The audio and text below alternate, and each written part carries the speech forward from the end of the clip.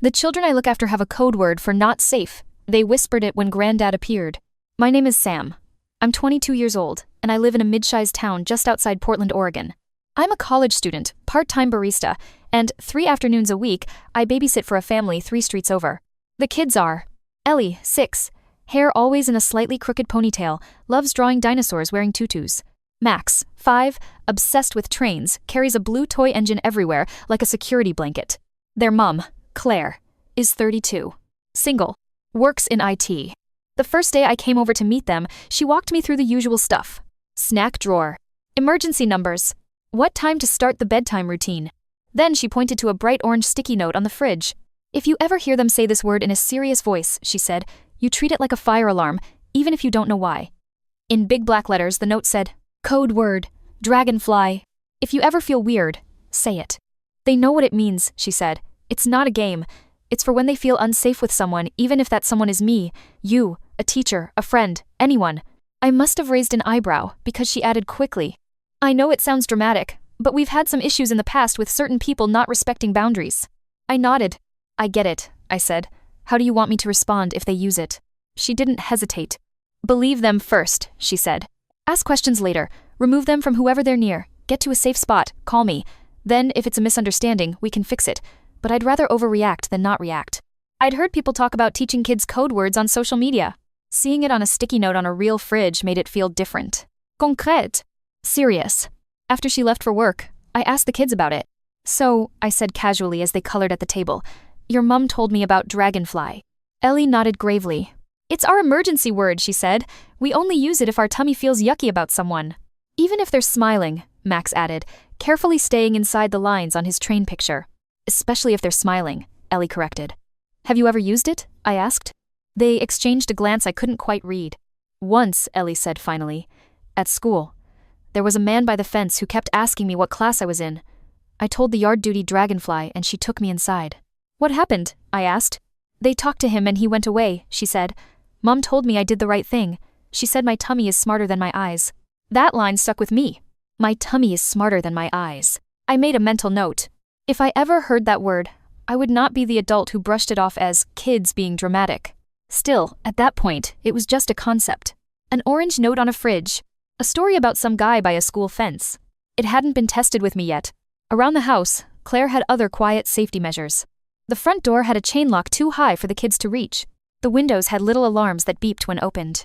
By the door, in a small locked wall cabinet, there were neatly filed documents. Copies of birth certificates. A thick packet titled Custody Order. A sheet labeled Restricted Individuals, with 2 names blacked out. I only saw that part once when she opened the cabinet to show me where the first aid kit was.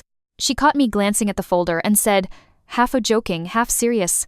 Boring adult stuff. Just know that if anyone shows up saying they're here to collect the kids for family time and you weren't warned by me ahead of time, you don't open the door, you call me, then 911.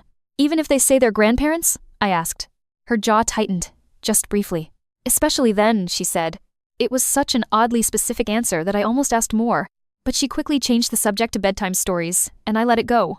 For the next few weeks, the code word was just a piece of family lore I filed under important but hypothetical. We went to the park, the library, the grocery store. We played Spot the Dragonfly as an actual bug game in the garden. No one said the word with that serious edge in their voice. Until they did. It happened on a Saturday. Claire had an all-a-day training for work and asked if I could do a longer babysitting stretch. Just keep them busy, she said. Library, park, whatever. It'll be busy, so keep your phone on loud. It was one of the first warm days after a long, gray winter. We spent the morning at the library storytime, then walked to the big park down the street. The park was packed. Kids on scooters. Parents with strollers. A group of teenagers on the basketball court. I did my usual head count check every few minutes. Ellie and Max stuck close. They took turns on the swings, then raced to the climbing frame. Stay where I can see you, I called. Okay, they chorused. I sat on a bench nearby, half watching them, half scrolling my phone. At some point, I realized I'd stopped hearing their voices. They were still on the climbing frame, but now they were very still. They were looking toward the pathway. I followed their gaze. An older man in a faded baseball cap, jeans, and a plaid shirt was walking toward the play area. Nothing obviously alarming. He could have been anyone's grandpa. Soft around the middle, white beard, a friendly, open smile. He stopped a few feet from the structure and called out, "There you are, pumpkin." A little girl on the slide looked up, then went back to what she was doing. He wasn't talking to her. He was looking at Ellie. She froze. The color drained from her face. Max moved closer to her, gripping the netting. I stood up, instincts pricking. The man stepped closer. "Hey, sweetheart," he said. "Grandad finally found you." Ellie didn't move. She didn't smile. She didn't run to him like a child excited to see a beloved relative.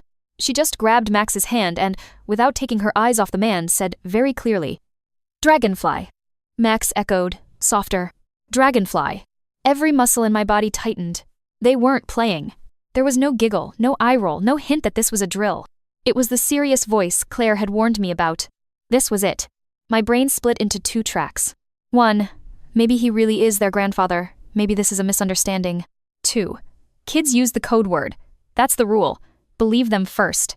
I walked quickly over to the climbing frame, putting myself between the kids and the man without making it look like an obvious shield. "Hey guys," I said lightly. "Everything okay?" Ellie's eyes flicked to mine. Her grip on Max's hand tightened. "Dragonfly," she repeated under her breath. "Sam, Dragonfly." The man smiled at me. "You must be the babysitter," he said. "I'm Frank, their grandfather, on their mom's side." He held out a hand. I didn't take it. "Hi," I said, trying to keep my tone neutral. "Claire didn't mention anyone coming to meet us today." He waved a hand. "It was last minute," he said. "I was in town, thought I'd swing by the park and surprise my favorite grandkids. Their mum knows I've been wanting more time with them." Behind me, I felt Max press into my leg. Under his breath, I heard him whisper, "That's not Grandad." My heart thudded. "Claire's dad lives in another state," I said, still polite. "At least, that's what she told me." "Do you mean you're from their dad's side?" His smile faltered for a second, then came back, fixed. "That's complicated," he said. "But yes, in a way. Look, I don't want to make a scene. Why don't you let them come say hi and we'll call their mum, okay?" Everything about the situation screamed off. The kid's body language. The fact Claire had been very clear about, no one just shows up. The way he'd adjusted which side of the family he claimed to be from when challenged. I kept my voice calm. "I'll definitely call Claire," I said, "and we'll see what she wants us to do." I turned to the kids. "Why don't you come sit on the bench with me while I call your mom?" I said. They climbed down, never turning their backs on him. He took a step forward. "No need to bother her at work," he said.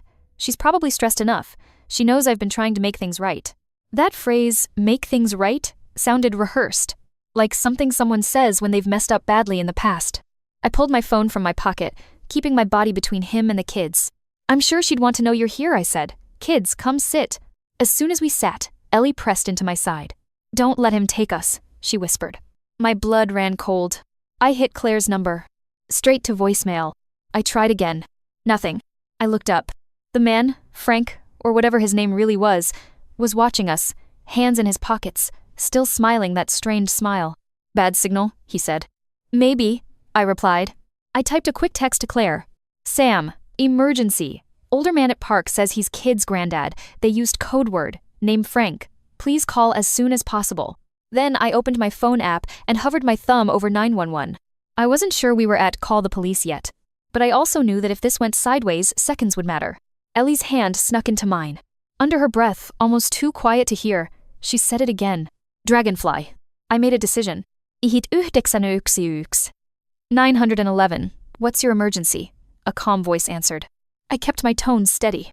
"Hi," I said. "I'm at Riverside Park with 2 kids I babysit. A man has approached them, says he's their grandfather. The children used a pre-agreed code word for danger. Their mom isn't answering her phone. I don't know if this is a misunderstanding or something more, but I'd like an officer to come by."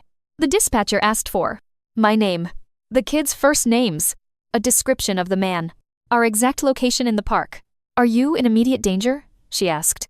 "He's not behaving aggressively," I said. "He's just insistent, and the kids look scared."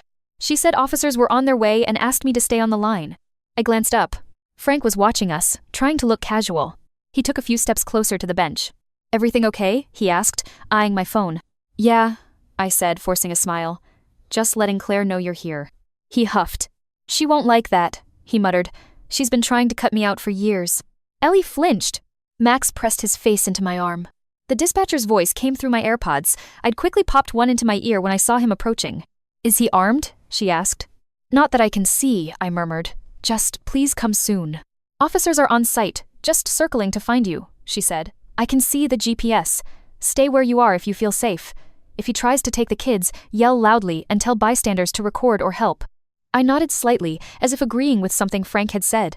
A woman on the next bench caught my eye. She had a stroller, a toddler, and the kind of alert posture of someone who wasn't entirely zoned out. I mouthed, "Help watch?" and tilted my head towards the man. Her eyes sharpened. She gave a tiny nod. Frank took another step closer. "You don't have to make this weird," he said, smile straining. "I'm not a stranger. I'm family." He emphasized the word like it gave him rights. Max whispered, "He's lying." Into my sleeve.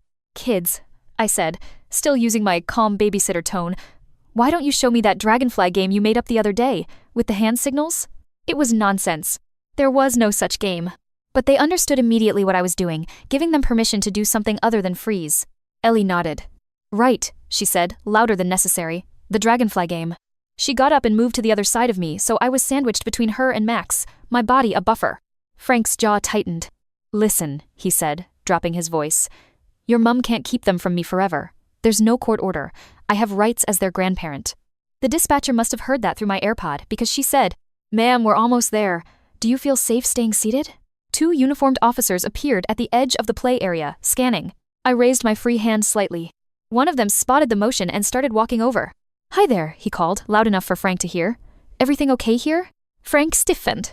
"I was just saying hello to my grandkids," he said quickly. "This young lady decided to call the police on me." The officer glanced at me. "Sir, mind if we chat for a second?" he said. "Ma'am, is this the man you were referring to on the phone?" "Yes," I said. "These are Claire last name's children. I'm their babysitter. Their mum has told me there are individuals who are not allowed to have contact with them without her permission. She also taught them a code word for danger. They used it when he approached." Frank laughed, high and brittle. "This is ridiculous," he said. "Ask them. They know me." The officer crouched slightly to be at eye level with the kids. "Hey guys," he said gently. "I'm Officer Diaz. Do you know this man?" Ellie shook her head. "No," she said firmly. Max mumbled, "He's not our granddad." Frank's face flushed. "I'm their biological grandfather," he snapped. "On their mother's side. She's been poisoning them against me." The second officer stepped closer. "Do you have any ID on you, sir?" he asked.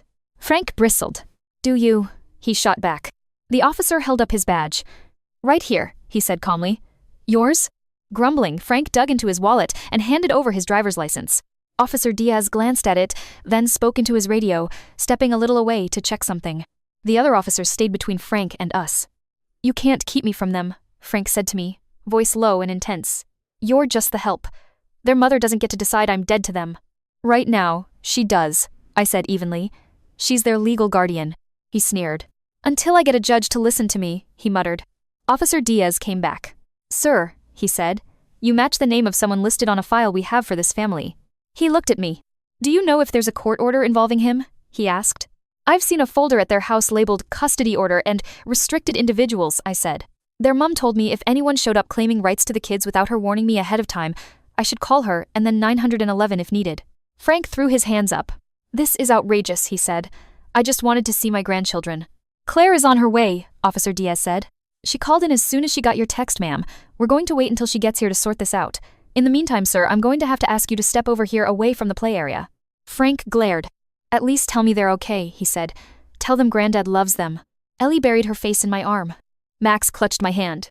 The woman from the other bench stood, stroller in front of her, clearly ready to intervene if anything escalated. Frank seemed to notice the eyes on him, not just ours, but other parents too.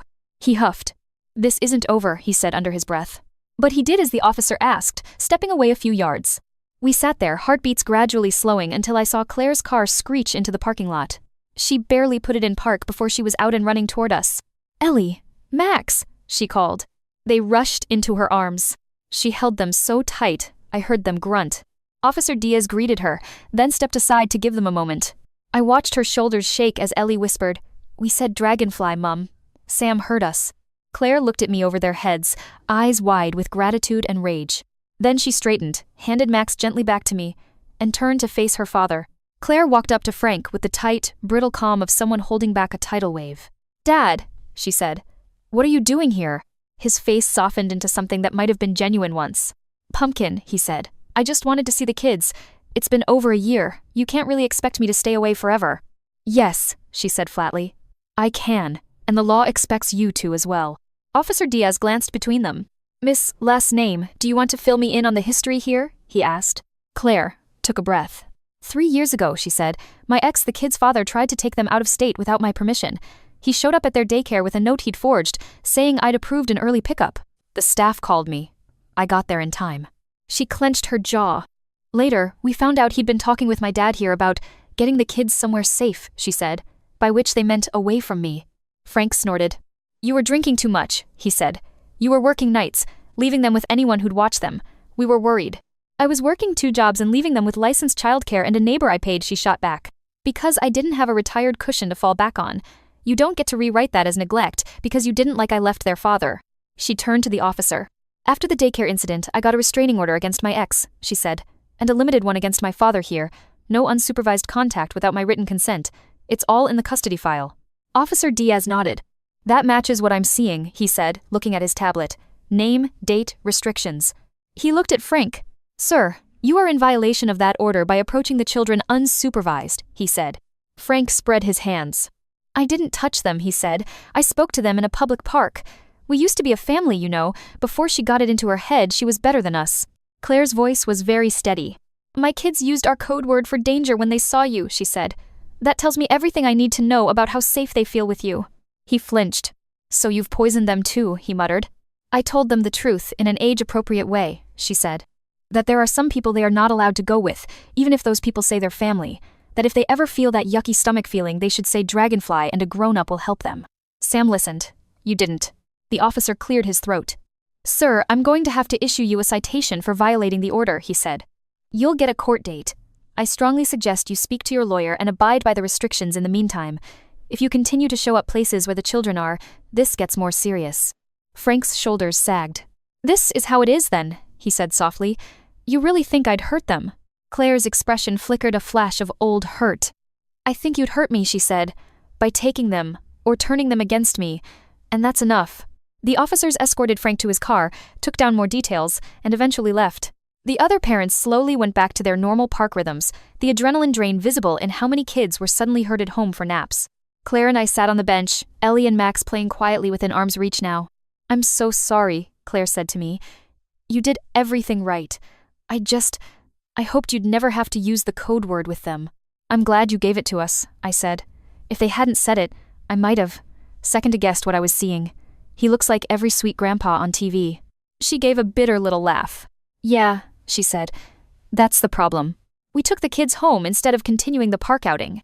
Once they were inside and set up with a movie, Claire asked me to stay a bit longer. I want to show you something, she said. She walked to the small locked cabinet by the front door, took out a key on her necklace, and opened it. Inside were the documents I'd glimpsed before. She pulled out a folder labeled Custody and Safety. This is why I'm like this, she said quietly. She showed me. The restraining order against her ex, Liam. The limited order involving Frank no contact with the children without Claire present or her written consent. A police report from the daycare incident. A printed Facebook comment from Liam's page, months after the order. She thinks a piece of paper will keep me from my kids. My dad will get to them. Nothing she can do about it. That last one is why I added my dad to the restricted list, she said. He kept saying things like, you're too emotional to decide what's best for them and give them to me for a while. You need a break. He never saw a problem with Liam trying to take them on a trip without telling me. She put the papers back. I know I come across paranoid, she said. The sticky notes, the alarms, the code words. But this is how I sleep at night. I get it, I said, especially now. She looked at me, eyes shiny. When you texted me grandfather at park, kids used code word. My heart stopped, she said. If you'd brushed it off, if you'd said, oh, you're fine, he seems nice, I don't know what would have happened. Maybe nothing. Maybe he would have just talked to them and left. Or maybe he would have tried to walk them to his car just for ice cream. She swallowed. You listened, she said simply. Most adults don't when kids say they feel weird. They call them dramatic. They tell them to be polite. Your sticky note was very clear, I said. I just followed instructions. She laughed a little at that. I'm going to keep the code word, she said. And I'm going to add something else. From now on, anyone who'll ever be alone with them, even family has to know it. And has to agree to treat it like you did. I nodded. That's fair, I said. She hesitated. Can I ask you a favor? She said. It's big, and it's fine if you say no. Sure, I said cautiously. If anything ever happens to me, she said, you're not legally responsible, obviously, but please, remember today. Remember how they said dragonfly and how their bodies told you more than his words did. Promise me you'll always believe their code word over some adult story about just wanting to see them. My throat felt tight. I promise, I said. We sat in silence for a bit. Then Ellie padded over, clutching her stuffed dragonfly toy, a new addition I hadn't seen before. Mum, she said. Are we in trouble? Claire scooped her up. Absolutely not, she said. You did everything right. You said the word. Sam listened. The police helped. That's exactly how it's supposed to work. Max climbed onto my lap. Is he going to come back? He asked. I looked at Claire. She met my gaze, then answered him honestly. If he does, there will be more police, she said. And Sam and I and all the grown-ups who love you will make sure you're safe. That's our job, not yours. They nodded, a little reassured. Watching them, I realized something important. The code word wasn't about teaching them to fear the world. It was about giving them a tool, and giving the adults around them a chance to step up. It's been about a year since the kids I babysit first used their code word for danger at the park. If you're still here, here's the update. Frank, the grandfather, he ended up in court. The citation from the park, combined with the earlier daycare incident and his online comments, convinced the judge to extend and strengthen the no-contact order. Explicitly ban him from approaching the children at school, parks, or any place he knows or reasonably believes they might be. Require him to complete a family boundaries course if he ever wanted to petition for supervised contact in the future. From what Claire's told me, he chose distance over the course. He still thinks he's the victim, she said once. But at least he's a distant victim now. Liam, the ex, his rights were already restricted. The park incident, even though he wasn't physically there, didn't help his case. The Facebook comment about, "My dad will get them," was submitted to the court as evidence of his unwillingness to respect the order. Supervised visitation remains limited. He sometimes sends gifts through an agency. Claire opens them, assesses, and decides what the kids see. It's not the picture book co-parenting story people like to imagine. But it's safe for now. Claire and the kids. The sticky note is still on the fridge, but it's no longer a flimsy piece of paper. She had it laminated. It now says, code word, dragonfly. If you ever feel weird, say it. Any grown-up you tell has to listen. Underneath, in smaller letters. Grown-ups, believe first, investigate later. They've expanded the language too. When we're out and about, the kids also use phrases like, my tummy feels funny about this. I want to go back to the car now. I don't like this game. And every adult in their circle, me, their teacher, their sports coach, the neighbor who sometimes watches them has had the dragonfly talk with Claire. Some people roll their eyes at first. They stop when they hear the daycare story and the park story. Me, I still babysit for them. But my view of keeping kids safe has shifted. Before I thought, watch them, don't let them fall. Don't let them choke on grapes.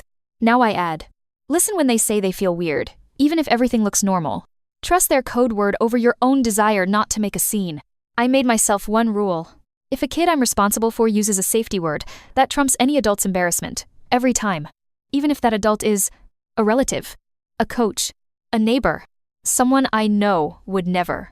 Because here's the thing. The man at the park might never have physically touched them that day. Maybe he really did just want to talk. But he was already willing to violate a court order. He'd already been part of a plan to remove them from their mom's care without her consent.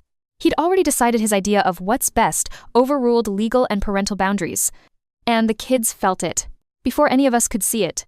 People ask me sometimes, what if it had been a misunderstanding? Wouldn't you have felt bad for calling the police on an innocent grandpa? Honestly, I'd rather apologize to an annoyed, innocent grandpa than to a terrified child I didn't protect. So if you take anything from this story, let it be this. If you give a child a code word for danger, back it up with action. If you hear a child use one, even if you're just the babysitter, you are not overreacting by responding like it's real. And if you're a parent thinking about whether this is too much or too scary to teach your kids, ask Claire. She'd tell you. A sticker on the fridge and one uncomfortable conversation were a small price to pay for what didn't happen that day in the park. So that's how a simple orange sticky note on a fridge, a code word, and a mom's paranoia turned out to be exactly what we needed the day a man showed up at the park calling himself Grandad. The kids did their part. I did mine. And a quiet grandfather with a folder of receipts did the rest. If you're watching this and you spend time with kids as a parent, babysitter, teacher, coach, older sibling, I hope you'll remember this. You don't have to know everything to keep them safe. You just have to believe them when they say they feel weird. Have a simple plan everyone agrees on. Be willing to look a little overprotective to another adult if it means a child feels protected. Now I'm curious. Do you think your parents or the adults around you when you were a kid would have listened if you'd had a code word? And if you have kids now, would you use something like dragonfly in your family? Tell me in the comments. I read as many as I can, and your stories might give other people ideas for keeping their own kids safe. And if you like long, calm story times like this about real-life boundaries, family, and the quiet decisions that change everything, go ahead and subscribe to the channel and turn on notifications so you don't miss the next story. Your support helps us keep making these in-depth videos for you.